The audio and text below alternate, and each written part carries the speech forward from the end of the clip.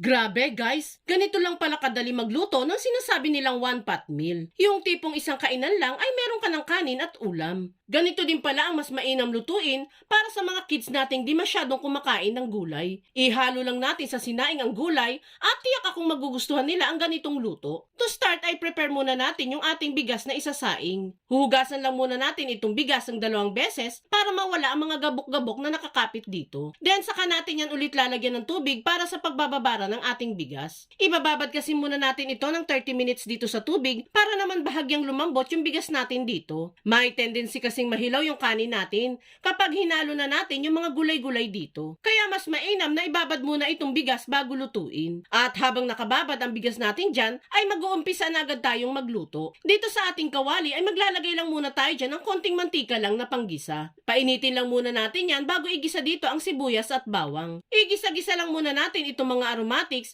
hanggang sa umabot na ang bango nito hanggang sa kapitbahay natin. At habang nagigisa-gisa tayo dyan, pasasalamatan ko lang muna ang masusugid nating taga-subaybay na sila Sir Herman Solpico ng Laguna, Ma'am Cheryl Galicia ng Nueva Ecija, at si Ma'am Chloe Tamona ng North Cotabato. Maraming salamat po lagi sa panonood, Ma'am and Sir. And pagkagisa-gisa natin ng mga aromatics, ay susunod ko na dyan ang carrots at patatas. Bale, maliliit na cubes lang ang hiwa natin sa mga gulay para sure tayong mas makakain ito ng mga bata. Gisa-gisa lang muna natin yan ng kahit 1 minuto lang. Then, saka natin isunod ang hiniwa-hiwang footlong. Bale, mumurahing footlong lang naman po ang inilagay ko dyan. Tapos, hiniwa-hiwa ko lang po ng ganyang size. Suggest ko lang po guys, na kung bibili kayo ng isasahog na hotdog, huwag po yung kulay red na hotdog. Hahawa po kasi ang kulay nitong red dito sa ating sabaw at kanin. Pero kung okay lang naman po sa inyo na maging kulay red yung kanin ninyo, go lang po tayo sa red na hotdog. Mix-mix pa natin yan at saka maglalagay ng mga pampalasa. Uunahin ko munang ilagay itong 1 tablespoon lang ng oyster sauce. Mix-mix ko lang ng saglit at saka isusunod ko na itong 1 pirasong pork cube. Konting paminta at konti lang din na asin. Kung gusto nyo naman pong alatan pa itong niluluto natin, mag-add na lamang po kayo ng pampalasa pa. Mix-mix lang natin yan hanggang sa kumalat na ang mga pampalasa natin. Then pagkahalo ng mga pampalasa, ay saka naman natin yan lalagyan ng tubig. Yung ilalagay nating dapat na tubig dito is yung sapat lang para maluto ng husto yung bigas natin. Kung gaano po kayo karami magtubig sa bigas ninyo, ganun din po dapat ang dami ng tubig na ilalagay nyo dito. Lagay na natin sa high heat ang apoy natin dyan para po mas mabilis itong kumulo. And once kumulo na itong niluluto, ay pwede na nating ilagay itong paborito kong malunggay. Bali, pinino ko lang po yung malunggay dyan para hindi na mapansin ng mga bagets yung mga buo-buong dahon nito. Halu-haluin at pakuluin lang natin yan ng 1 minuto lang at pwede na nating i-off ang apoy. Dito na tayo sa binabad nating bigas kanina. Makalipas ang 30 minutes sa pagbababad, ay medyo lumambot na itong bigas. Pwede na nating i-drain or itapon yung pinagbabara nito. Then, at this point, ay pwede na nating ilagay directly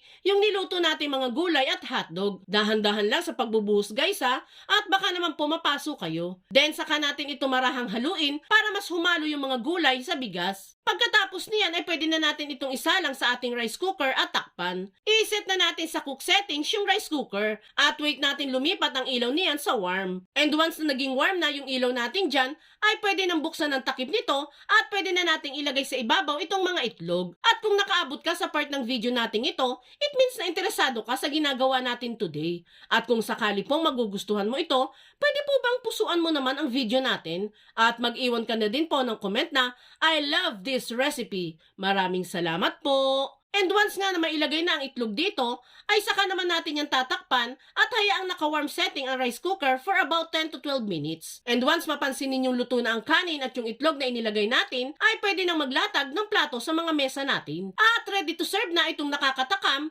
at super healthy na one pot meal recipe natin. Tingnan nyo naman guys yung pagkakaluto natin dyan. Perfect na perfect yung pagkakaluto natin sa kanin at dun sa itlog na inilagay natin. Talaga namang mapapa-extra rice ka, pati na ang buong pamilya dahil sa sarap nitong niluto natin ngayon. Gusto ko lang palang i-share itong bagong kinalilibangan ko na 1xBet, ang pinaka-legit na online betting site ngayon, wherein pwede kayong mag-bet sa mga paborito mong team sa NBA. paborito mong laro sa casino, at kung ano-ano pang game na gusto ninyong laruin. Super dali lang ang pag-register nito. I-click lang ang registration at i-provide lang ang kailangang detalye at huwag kalimutang ilagay sa promo code ang word na 1xKitchen dahil pwede ka makapag-claim ng up to 6,000 pesos bonus sa unang deposit mo pa lamang. O, di ba? Ang syala. Kapag mag-cash in ka sa larong ito, i-click lang ang deposit at pwede kang mag-deposit through GCash or Paymaya. Ganon din syempre ang pag-withdraw. Click lang ang withdraw, then GCash, at i-provide lang ang kailangang information and wait mo lang pumasok sa GCash ang iyong napanalunan sa game. Take note guys na pang 18 years old and above lang po ito. I-click lang ang link sa ibaba at simulan mo na mag-register.